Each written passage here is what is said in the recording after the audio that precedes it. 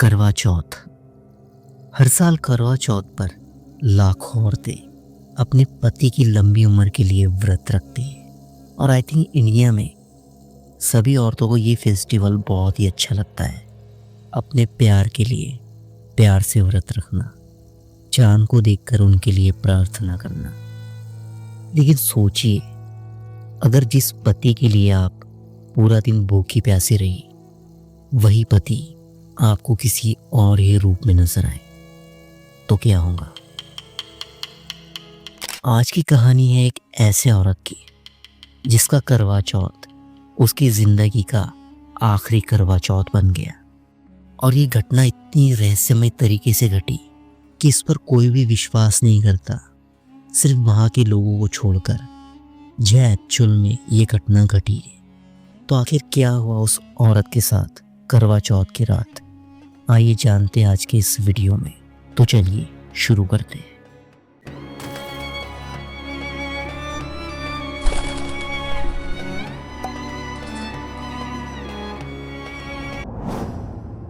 So guys, ये कहानी है 30 साल की रितिका की, जिसकी शादी लगभग 1 साल पहले ही हुई थी। उसका पति ऋतिक एक सॉफ्टवेयर इंजीनियर था जो कि लखनऊ में जॉब करता था। दोनों के नाम भी काफ़ी सिमिलर थे, लेकिन उनका प्यार इससे भी कई ज़्यादा गुना बड़ा था। इनके आसपास रहने वाले पड़ोसी इनको आदर्श कपल कहते थे, क्योंकि दोनों में प्यार ही उतना ज़्यादा था। इस बार वो अपनी माँ के कहने पर अपने गांव गई हुई थी, क्योंकि गांव में करवा चौथ बड़े धूमधाम से होता था और रात को सभी औरतें सज धज कर छत पर इकट्ठा हुई थी। हवा में मेहंदी की खुशबू थी और धूप के धुएं में एक भक्ति सी फैली हुई थी। सभी औरतें अपने पतियों का इंतजार कर रही थी। उनके हाथ में थाल था जिसमें दिया जल रहा था, लेकिन रितिका के हाथ थोड़े कांप रहे थे। उसने अपनी सास से पूछा, माँ, ऋतिक का फोन नहीं आ रहा। उसने बोला था 7 बजे तक मैं आ जाऊंगा। तो उसकी माँ ने मुस्कुराते हुए कहा, बेटा, आज की रात चांद और पति दोनों किसी भी तरीके से आ ही जाते हैं, तो टेंशन बिल्कुल मत लो। धीरे धीरे वक्त बीत रहा था और सभी बाकी औरतों के पति छत पर आ चुके थे और चांद भी अपने दीदार करा चुका था। एक एक करके सभी पति अपने पत्नियों को पानी पिलाकर उनका व्रत खोल रहे थे। लेकिन रितिका यहाँ पर अकेली खड़ी हुई थी, क्योंकि ऋतिक अभी तक नहीं आया था। उसका फ़ोन भी साइलेंट था और नेटवर्क भी बिल्कुल नहीं था। सभी औरतें अपना व्रत खोलकर नीचे जा रही थी, जिसमें से एक औरत जो कि ऋतिका की काफ़ी अच्छी दोस्त थी, उसने ऋतिका को कहा कि मैं रुक जाती हूँ तुम्हारे लिए। लेकिन ऋतिका ने उसे जाने के लिए कहा। उसने बोला कि ऋतिक अभी आता ही होगा, मैं व्रत खोल कर आ जाती हूँ। जैसे ही वो औरत नीचे जाती है तो उसने देखा कि छत पर एक आदमी जाता हुआ नजर आ रहा है। वो उससे काफ़ी दूर था, तो उस औरत को लगा कि वो ऋतिक ही होगा जो ऋतिका से मिलने जा रहा था। लेकिन इतने आदर्श कपल को व्रत खोलता हुआ देखने की जिज्ञासा उसके मन में थी, इसलिए वो औरत ऋतिक के पीछे पीछे जाती है और चुपके से उसका व्रत खोलते हुए देखना चाहती है। यहाँ जो ऋतिका अपने पति का इंतजार कर रही थी, तभी उसे छत के कोने में एक परछाई दिखी, जो कि एक आदमी था सफ़ेद कुर्ते में, जो थोड़ा झुक कर चल रहा था। ऋतिका के दिल में अचानक से खुशी जाग उठी और उसने ऋतिक का नाम लेकर दौड़कर उसके पास गई। ऋतिक हल्का सा मुस्कुराते हुए कहा, मैं आ गया, मैं तुम्हारे बिना बिल्कुल अधूरा था। उसने हाथ बढ़ाया और कहा, चलो, चांद आ गया है, पास चलो। और ऋतिका ने अपना थाल उठाया और चांद को देखकर फिर ऋतिक को देखा। वो थोड़ा उसे अजीब लग रहा था, उसकी आंखें थोड़ी फीकी फीकी सी लग रही थी। ऋतिक ने मुस्कुराते हुए पानी का गिलास उठाया और कहा, अब पानी पी लो। ऋतिका ने आंखें बंद कर ली और एक पानी का घूंट पिया।